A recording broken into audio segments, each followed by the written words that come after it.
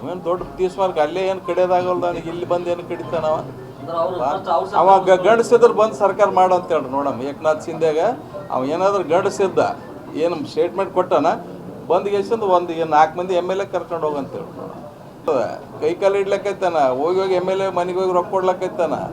ಅವನ ಪರಿಸ್ಥಿತಿನೇ ನಾಯಕಿನ ಹತ್ತತ್ತಾಗ್ಯದ ಏಕನಾಥ್ ಶಿಂದೆ ಪರಿಸ್ಥಿತಿ.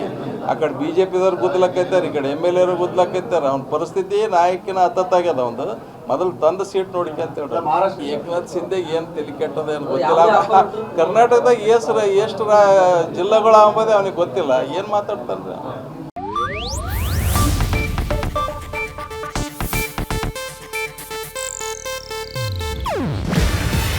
ಇದು ಏಷ್ಯಾನೆಟ್ ನ್ಯೂಸ್ ನೆಟ್ವರ್ಕ್ ಪ್ರಸ್ತುತಿ.